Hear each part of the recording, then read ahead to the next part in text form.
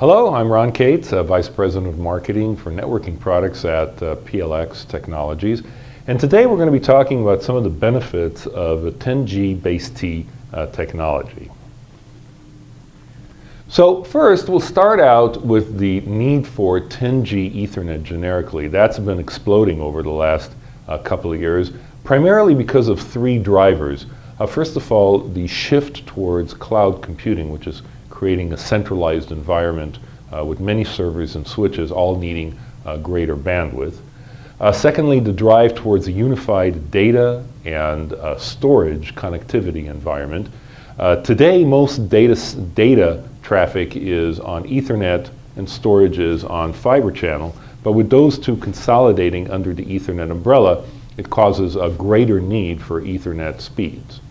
And finally, server virtualization, which allows a much greater efficiency for each individual servers as they change personality in order to suit their client's needs. When the server becomes more efficient, its need for bandwidth becomes more acute, and as a result, moving to 10G Ethernet does a good job of satisfying that increased need.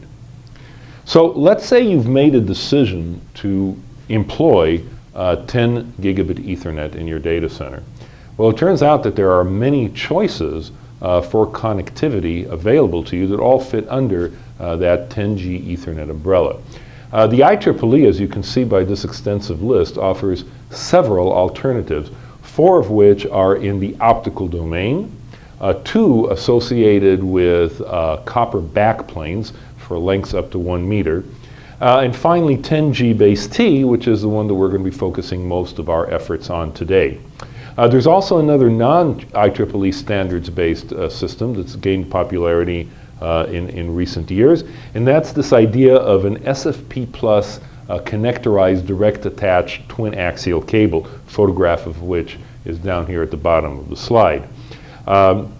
So as I said, it's not standardized by the IEEE, but there is an ad hoc industry group called the Small Form Factor Committee that has written specifications for that particular cable arrangement.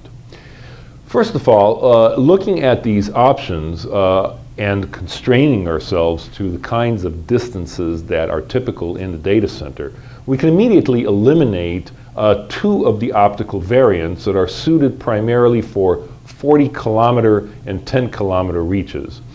These 2 standards, the so-called base-ER and base-LR optical standards, are really more suited for wide area networks, those distances that are typical between enterprises and central offices or between central offices in a big fiber ring. But in a data center environment, which is constrained to a room or several rooms within a building, we're really talking about the optical SR standard, which is limited to about 300 meters, or the LRM standard, which is more suitable for legacy FDDI plastic fiber with distances up to 260 meters, or 10GBase-T, which is over unshielded twisted pair with distances up to 100 meters. And then for very short distances, 7 meters or so, we also have this copper-based twin axial cable variant available. So what we're going to be focusing on, and the case that we're going to be making, is that of all these options for the data center, 10GBase-T really is the way to go.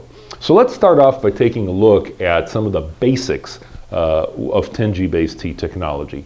First of all, it's been around since 2006, ratified as IEEE 802.3 AN. Some of the hallmarks of the technology, as I mentioned earlier, it uses unshielded twisted pair cable, the same kind of cabling type that is used for all other Ethernet installations today. RJ45 connectors, which are very familiar, every computer has them. Category 6A and Category 6 cabling is recommended by the standard. Category 6 for distances up to 55 meters. Category 6A for distances up to 100 meters. The technology is backwards compatible with all prior base-T generations. And in fact, the transceivers themselves will go out, take a look at their link partners, auto-negotiate a common data rate if the link partner is only capable of 100 meg fast Ethernet or a 1G Ethernet. That's where they will interoperate as well. And I should mention that of all the other 10G standards, this is the only variant which offers that backwards compatibility built right directly into the transceivers. Full duplex transmission. There are 4 twisted pairs inside of an unshielded twisted pair cabling system. So if you've got 10 gig total, that means that each twisted pair carries 2.5 gigabits per second in a full duplex mode. We use a line code here called 128DSQ, very similar to 16 PAM, which limits the bandwidth on each individual twisted pair to 400 megahertz. And the chip has a DSP-based line equalization, crosstalk, and echo cancellation, and also uses a very powerful LDPC, or a low-density peri-check, forward error correction code in order to obtain the kind of coding gain that's necessary to be able to reach 100 meters lengths of cable. So those are the basics of the technology. Now, one very important aspect of this, any copper-based technology, but 10GBase-T in particular, is how does it stand up to electromagnetic interference from various emitters like cellular telephones or other RF emitters in the area.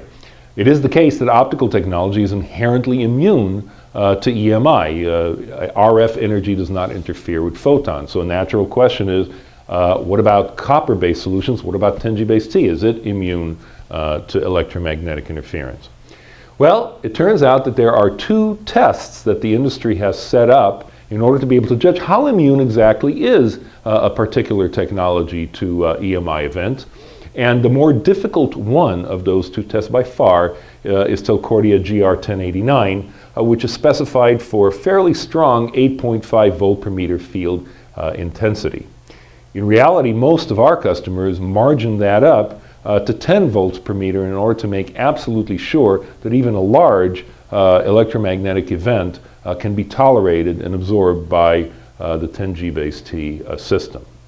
Now, it turns out that immunity performance can be classified into 2 general categories, whether the emitter is in the frequency located outside or inside of the band utilized by the signals of interest.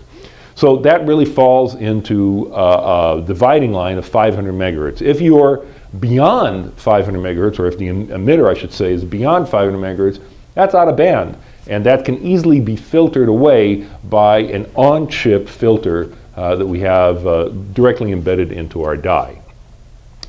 So what's beyond 500 megahertz? Well, certainly all cellular telephones are there. That's about 1800 to 2500 or so megahertz.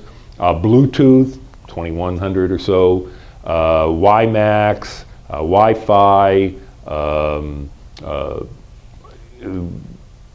some cordless telephones are in that area. But certainly more important is what happens if the emitter is within the band of interest. In other words, less than 500 megahertz. Then you have to use more tricky DSP techniques in order to eliminate or contend with, I should say, that EMI emitter. And that's what we're going to be talking about next. So it turns out that modern 10GBase-T products, like ours here at PLX, have 3 distinct methods for EMI cancellation that are built directly into the digital signal processor. The first one, called differential cancellation, is a receiver-only type of technique. In other words, it doesn't require any kind of knowledge or interoperability with a link partner.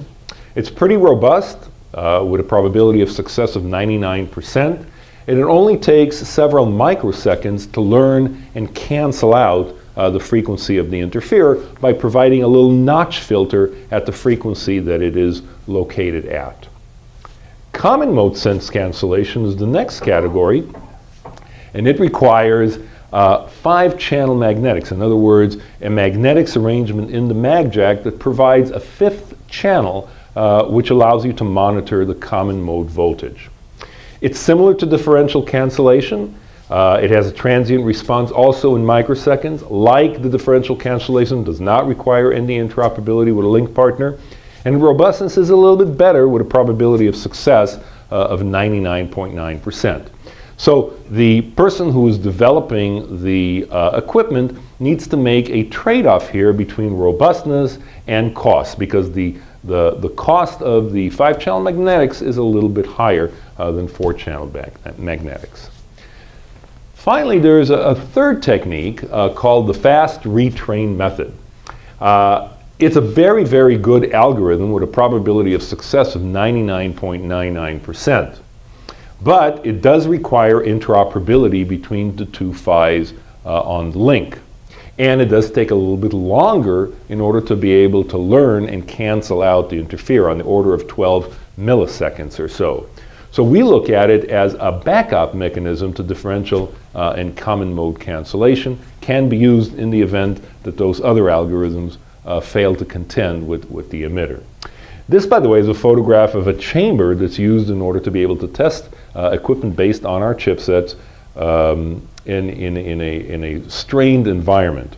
So as you can see, it's a very large affair. Several people can stand inside. Piece of equipment is in the middle, and then that gets bombarded with very strong electromagnetic interference signals, and these kinds of algorithms contend with those EMIs and assure the data center managers that when these kinds of events occur in the data center, the link won't go down and we'll be able to cope with those kinds of events. Now, the benefits of the technology are several. As I mentioned, one very important one is this idea of backwards compatibility with older 10GBase-T or slower 10GBase-T type technologies.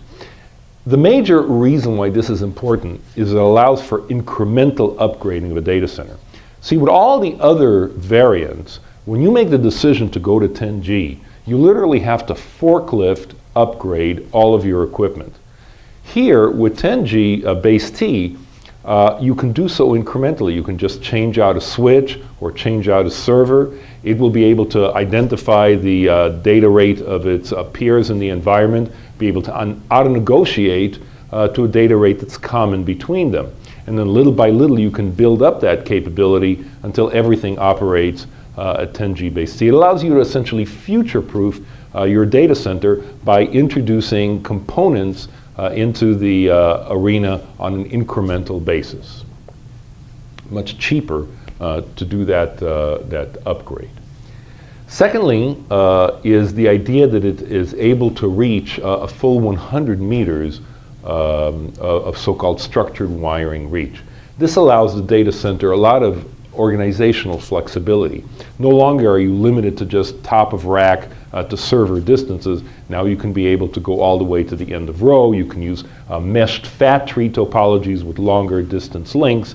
It makes it a lot more flexible for the data center manager to be able to use many topologies that require longer distance links in the data center. Thirdly is the use of inexpensive cables and connectors. Now there's no doubt that unshielded twisted pair, because of its ubiquity, is the least expensive channel media for high-speed data connectivity. Much cheaper than optical cables, much cheaper than coaxial cables. But despite the fact that it's the cheapest, many data center managers actually look at it as completely free. And the reason for that is because in many data centers, the existing infrastructure is already there. The Cat6 cable is in place, being used today for 1G, and simply connecting up 10G equipment to it does not mean that you have to go out and replace the cable. It's there, you've already paid for it, for its sunk cost, free for all practical purposes. And finally, the flexibility of having a uniform transmission media. You don't have to have a hodgepodge of some links being coaxial and some links being optical and some links being twisted pair. You can standardize on twisted pair as the single uniform media for all distances and all data rates in your data center. Makes it easier to inventory cable and all the benefits that standardization brings. One of the classic faults with 10GBase-T technology has been its power dissipation. And in fact, it earned that reputation because early implementations of the technology were quite power hungry. Back in the days of 130 nanometer technology, and here we're talking about circa 2003 to 2005, let's say, power dissipation per port for 10GBase-T was on the order of 10 watts. Then we dropped to 65 nanometer technology. We're talking now about 2006 to 2008. That was more or less in the 5 to 6 watt arena. Today, circa 2012, we're in production with 40 nanometer technology, and as a result we see power levels in the 3.5 per port regime. And then very soon, starting in 2013, and certainly by 2014, people like us are going to be utilizing 28 nanometer technology, and that's going to bring us down to somewhere around 2.5 watts per port, and that's certainly a very reasonable amount of power to expect from such a high-speed PHY. Another trick that 10GBase-T has, once again unique to it relative to the other variants of 10G, is this ability to trade off between power dissipation and cable distance. It has a way of automatically measuring the cable length and then adjusting its power appropriately. And if perchance that length of cable that it's attached to is less than 100 meters, it automatically throttles back its power in order to accommodate that shorter distance. So here in this little table here, I give you some examples in the current production of 40 nanometer process. A 100 meter reach device dissipates typically around 3.5 watts. But that same device, when encountering a 30 meter reach, will only dissipate 2.5 watts, and when it's 10 meters, down to 2 watts. So here's a situation where you can reduce power with the existing devices. You don't have to wait until 28 nanometer is available, simply by connecting up lower or shorter cable reaches. Another technique to reduce power dissipation is called EE, or Energy Efficient Ethernet. It capitalizes on the fact that many times you have bursty computer traffic that has idle patterns instead of data embedded into it. What EE does is it strips out all those idle patterns and puts in a quiet period that essentially shuts off the transmitter and receiver in a link and puts them in a much lower power mode. Once in a while it sends little wake-up calls in order to alert the receiving party that new data is coming, and then it bursts that data out. Because of the nature of Ethernet traffic, studies have shown that it can reduce the overall power by about 50% relative to a system that does not incorporate EE. EE, by the way, is a IEEE standard, 802.3 AZ. So all of these techniques for power reduction, for EMI cancellation, etc., are making 10GBase-T a mainstream technology. Intel just recently announced a LAN on motherboard device to implement 10GBase-T, and that has caused analysts such as Crehan Group, which specializes in data center tracking, to predict that by the year 2013 we're going to see a significant rise in both server ports and switch ports that implement 10GBase-T. And in fact, they predict that by 2014 we're going to see a crossover between the dominant technology today, SFP+, and 10GBase-T, first in servers and then in switches. Another analyst that tracks this area very carefully is the Linley Group, and very similar to Crehan Research, they also predict that by 2013 it's going to be 10GBase-T that is by far the dominant technology used in data center environments. The lines here represent 10GBase-T, optical, KR, and direct attached twin-ax, most of which are declining, 10GBase-T rising. And so in summary, we've come to the conclusion that 10GBase-T, the market is really poised to take off. All of the new advances in lithography, the DSP mechanisms for EMI mitigation and power reduction, all of a sudden make this technology very, very attractive in data center environments. Some of the fundamental advantages to review: backwards compatibility with slower base-T systems, which allow incremental upgrading of a data center, 100-meter reach, which gives you a lot of flexibility on data center organization, the use of inexpensive cables and connectors, most of which already exist in the data center today, and finally a uniform transmission media for all your data center needs. Thanks very much for your time. I hope this was informative to you. Once again, Ron Cates from PLX Technology.